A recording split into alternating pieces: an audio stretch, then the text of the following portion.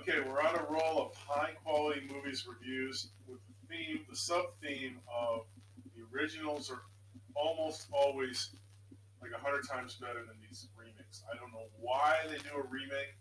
Why don't they just? They're being cheap. They're trying to like get the audience that's built in, right? No, do your new thing and call your new thing something else because you always change it. And you mess it up so bad. I don't know what it is. I don't know if it's anti-white racism. I don't know if it's communism, Democrats. I don't know what it is, but it is so bad. So going way back now to 1982, and you're gonna have a clip below to review a movie called The Thing. And this is like the movie. I'm not sure, I don't know for sure, but I think this movie put Kurt Russell like on the map. He's had a long and awesome career. Can't really go wrong with a Kurt Russell movie. Very wrong, maybe a little wrong. So, but who knows? So, things to look for in this movie are real science fiction, well done, with the added theme of like ancient stuff going on. Like we're talking like I don't know exactly what he says. I think he says 100 million years previous, right? So that is a long time, right? Like we've only been around for like recorded history is only like 2,000 years, right? And that's like really we're kind of like is some of that stuff, whatever, right? We're kind of like accurate stuff is more like the last 1,000 if you can say accurate. I mean, look at the history they've changed. I mean, look at the news, how they report the history just 6 months ago. It's all the opposite of what's true. So it's really interesting to see something where there's no social justice, there's no women are oppressed or minorities are oppressed by evil whitey or whatever this stuff is going on. There's no um, stapled on, gays are oppressed. There's none of this stuff, right? So you actually get a movie that's about, has a plot that has to be about some kind of weird danger. You do have international stuff, and you do have the stuff of being on like Antarctica, and you're isolated. And I shouldn't really say this, completely dismisses racial stuff. It's not like there's no black people in the movie, but it's like this whole obsession with that stuff needs to drop. Like we need to get rid of all that stuff, right? And especially with the BBC and Hollywood trying to force that stuff, I think it's just pissing people off. It's definitely pissing me off. It's like why? Why can't you just have strong characters that are whatever, without having to make it like a Mary Sue or like something ridiculous? It's like just cut it out. So Hollywood, you want some good writing, you want some tons of TV and movies. Call me. Call me up. I have hundreds of movies ready to go. Just if you're a role playing game person, everything is D&D when it comes down to it, right? And one of these movies takes like 2 or 3 things from Dungeons and Dragons. And that's their entire concept for 2 hours, right? And when I say Dungeons and Dragons, I mean like role playing games in general, like Palladium, whether it's space opera, fantasy, Cthulhu, Road Warrior, whatever, some super science, whatever you call it. What was the name of that game about like post-apocalyptic? That's something you don't see much anymore, right? Maybe one of the Resident Evils had a little bit of that, but that whole thing with like after the bomb and then you're fighting kind of I don't know zombies or whatever, but also mutants. We're not talking X-Men, kind of like that's a crappy version of mutants. Like mutants in the '80s were like these, either super psionic powers or crazy mutated things. And like another thing that actually, while we're on the subject of crazy monsters, right? There was this. I'll throw in a little extra review of this book called Drust the Legend. I don't even know if I have the book anywhere, but that was an interesting book where the monster was like some evil magic user had magically joined a man and like an animal, like some lion or gorilla or tiger or friggin' pterodactyl or any number of things, right? And Jack Vance does that a lot in The Dying Earth. Like a lot of the monsters, these weird, like super science hybrids that some nut jobs mad scientist did in a lab or what, right? But that's a nasty, monster big time, right? Like imagine like, and also kind of insane. So that was kind of cool, right? And but the thing is something so scary, so gonna get you that like this just scares the heck out of everybody. You almost have to block it out and not think about it because it's so scary. And before I got into Splatterpunk, I don't think I had been this like grossed out. Well, not grossed out, but like I mean, there's a little tiny bit of grossness because it's like an alien, right? It's going to do crazy stuff to people. But I tried Splatterpunk novels lately, and I got a couple out. I got some Brian Keanes, I had some Ed Ali, and it kicked my ass, right? It was so gnarly, like I had to stop reading this one book called Slither, and the movie Slither with the girl from the 4-Year-Old Virgin. That's not the same as this. This is like different and like way more hardcore. And I had to kind of stop after 3 or 4 chapters. It was so gnarly. Like I was like, damn. But um, but I'm gonna try the other ones. There's another one about I think Keene is called the Earthworm Gods or something. It's like the Earth has like a Noah flood, right? The whole Earth has like rain for like I don't know how many days. I don't know if it's like pseudo environmental disaster or what goes on, right? Maybe some asteroid hits the Earth or something. But um, the water levels rise. Everything's like muddy and swampy, right? And something happens where like I don't know. You know, see, I didn't really know what to expect. I haven't heard anything about it. I haven't written trope stuff, or I don't really get into that stuff because I don't like idiot kind of like non-hardcore like role-playing people to try to put things in boxes like for media phrases like oh this is splatterpunk novels, right? Like they say that's like any like really gnarly horror. It's just too over the top.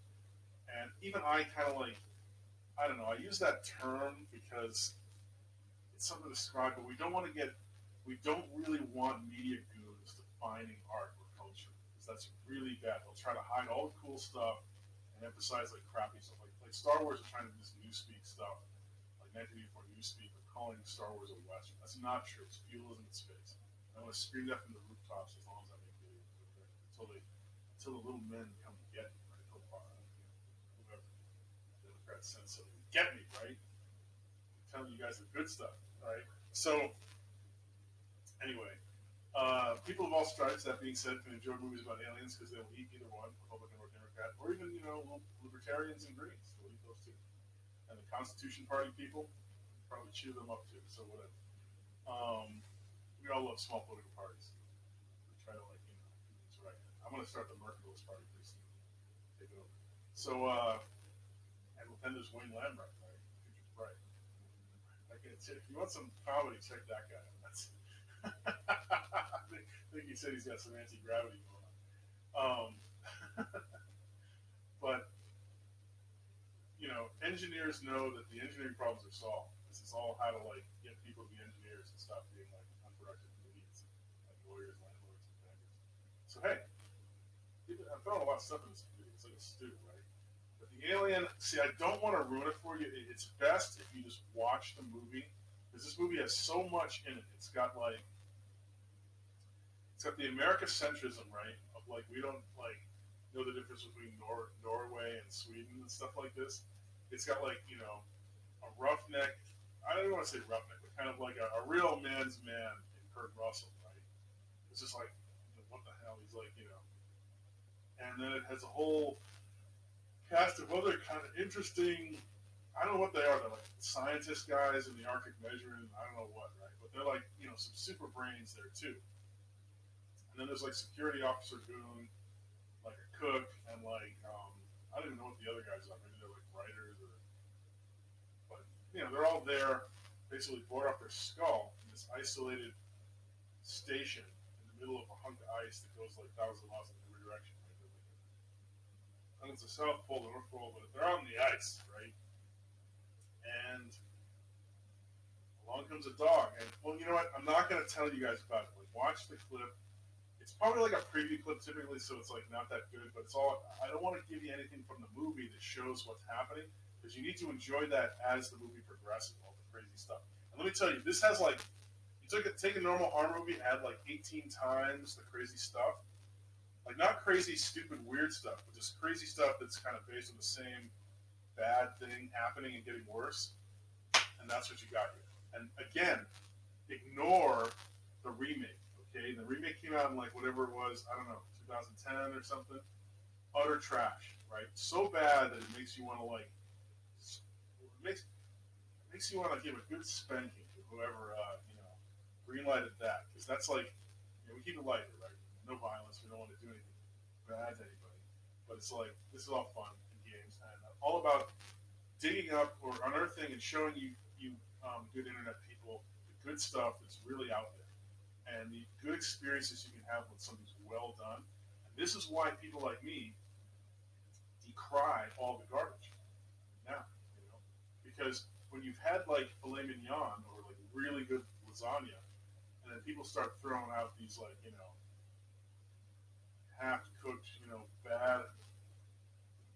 bad chicken, like whatever you want to call these new movies, bad chicken, bad shrimp, like rotten shrimp, rotten chicken, and you just like, you want to spit it out. And when somebody else wants to go take a bite of it, you're like, no, no, no, stop! Don't eat that. I mean, that's what you like. You're like, no, no, no, take a bite. It's gonna get you. So that's what I feel like. And a movie like this can really make your day. Like a really good movie is a really awesome thing. It can really kind of like really enjoyable. Get your icy drink, get a piece of pizza, whatever, and watch this, and it is so much fun. So I don't know why modern Hollywood can't make good stuff like this. I don't get it. I think it's something to do with politics has crept into it. They're trying to condition people to like be dumber or like. I mean, I can't figure it out because they have more resources and more tech stuff than ever before. Yet they can't have a cool plot without some kind of like guilty stuff or some kind of social justice stuff or something like that. And it's like, come on. You can have that stuff. You can do it right, or you can do it wrong, right? Like Star Wars is a movie about rebelling against a big evil empire, right? It's evil government. So, but it's like I don't know what it is these days. They just seem to like, and it's got to be thematic. It's got to be has to do with the structure of their beliefs and their tenets and what they want to promote. That's the only explanation.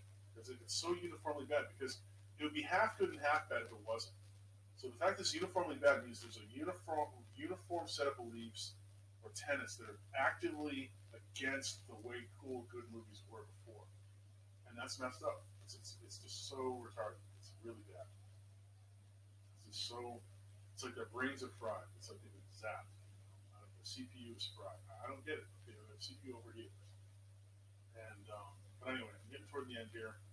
I'll put this one clip below. Please don't go to YouTube and try to watch scenes on this movie before you see it. You don't want to have already seen a piece of this movie, and it might ruin something for you. Surprise! See, this movie is a great. See, we talked before about how science fiction and horror mixing is a great place to be. This takes a third thing. It makes it science fiction, horror, and then whodunit, mystery, and it gets into the mind game, much like Manhunter in 1986, the original Hannibal Lecter. So that's why this movie is just awesome in so many dimensions. And it's well done, it's fast paced, it's tight, it's good visuals, and it's crazy special effects. So enjoy. We'll see you below. Thank you.